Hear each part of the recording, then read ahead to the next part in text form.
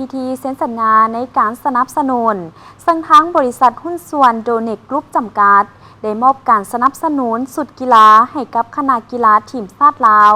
เข้าร่วมแข่งขันงานมหกรรมกีฬาสากลในปี 2025-2027พิธีเซ็นสัญญาสนับสนุนเครื่องกีฬาให้คณะกีฬาทีมชาติลาวเข้าร่วมแข่งขันกีฬาสากลนับแต่ปี 2025-2027 ระหว่างคณะกรรมการโอลิมปิกแห่งชาติลาวและบริษัทหุ้นส่วนโดเน็กกรุ๊ปจำกัดมีขึ้นในวันที่ 16 พฤศจิกายน 2025 ที่นครเมืองจันทร์โดยการเข้าร่วมของทานแสงพรพ้นอามาตย์รองประธานเลขาธิการคณะกรรมการโอลิมปิกแห่งชาติลาวปริญญาเอกสำราญพันขวงศ์รองรัฐมนตรีกระทรวงศึกษาธิการและกีฬา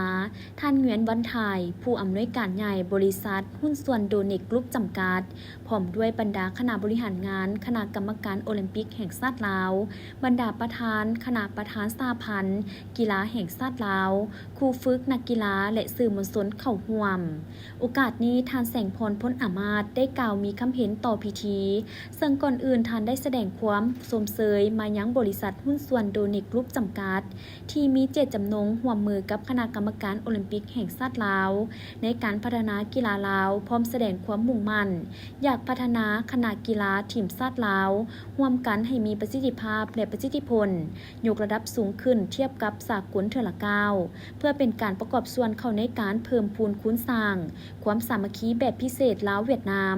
ที่มีหมุนเสื้อมาแต่ยาวนานเว้ารวมว่าเฉพาะสองชาติทั้งเป็นการเพิ่มทวีการร่วมมือด้านการพัฒนากีฬาระดับสูงระหว่างสาธารณรัฐประชาธิปไตยปัจจุบันลาวและสาธารณรัฐสังคมนิยมเวียดนามการสนับสนุนเครื่องกีฬาให้คณะกีฬาทีมชาติลาวในครั้งนี้โดยเฉพาะการสนับสนุนเครื่องกีฬาให้คณะกีฬาทีมชาติลาวเข้าร่วมแข่งขันงานมหกรรมกีฬาซีเกมส์ครั้งที่ 33 ที่จัดขึ้นที่ประเทศไทยในระหว่างวันที่ 9-20 ธันวาคม 2025 ให้ประสบผลสำเร็จอันยิ่งใหญ่กว่าเก่าพร้อมนี้ท่านเหงียนวันไทยก็ได้กล่าวว่ามื้อนี้ถือเป็นช่วงเวลาที่พิเศษและมีความหมายหลายสำหรับโดเน็กกรุ๊ปพวกเรารู้สึกเป็นเกียรติอย่างยิ่งที่ได้ร่วมมือกับคณะกรรมาธิการโอลิมปิกลาวในการเซ็นสัญญาการสนับสนุนเครื่องแบบกีฬาอย่างเป็นทางการให้แก่คณะนักกีฬาลาวเข้าร่วมงานมหกรรมกีฬาแห่งชาติตั้งแต่ปี 2025-2027 นี่บ่แม่นเพียงแต่การร่วมมือนี่แม่นบาทเก้าสำคัญคำมั่นสัญญาและความภาคภูมิใจของโดเน็กกรุ๊ปในตลอดเกือบ20 ปีของการก่อตั้งและพัฒนาโดเน็กกรุ๊ปได้กลายเป็นหนึ่งในบรรดาเครื่องกีฬาแถวหน้าของเวียดนามโดยเชี่ยวชาญด้านการผลิตและสนองอุปกรณ์กีฬามืออาชีพและเครื่องนุ่งห่มให้บรรดานักกีฬาทีมชาติและงานกีฬาระดับภาคพื้นพิธีในมื้อนี้แม้นเป็นการเริ่มต้นของระยะการร่วมมือยุทธศาสตร์ระหว่างโดเน็กกรุ๊ปและคณะกรรมการโอลิมปิกแห่งชาติลาวพวกเขาเชื่อมั่นว่าด้วยการชี้นำของทานรัฐมนตรีและการสนับสนุนของคณะกรรมาธิการโอลิมปิกแห่งชาติลาวและด้วยความเป็นสักขีพยานและการสนับสนุนของคณะบริหารงานกีฬาเวียดนามการพัวพันหัวมือนี้จะเปิดหน้าใหม่และมีความหมายอันตั้งนา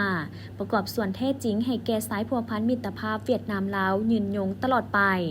จากนั้นในพิธีก็ได้มีการลงนามสัญญาระหว่างทานแสงพรพ้นอามาตย์รองประธานเลขาธิการคณะกรรมการโอลิมปิกแห่งชาติลาว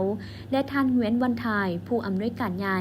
บริษัทหุ้นส่วนโดเน็กกรุ๊ปจำกัดโดยการเป็นสักขีพยานของผู้เข้าร่วมทั้งหมดและพร้อมนี้ก็ยังมีพิธีลงนามในการเป็นตัวแทนจำหน่ายเครื่องกีฬาระหว่างบริษัทโดเน็กกรุ๊ปและบีทีสปอร์ตตื่มอีก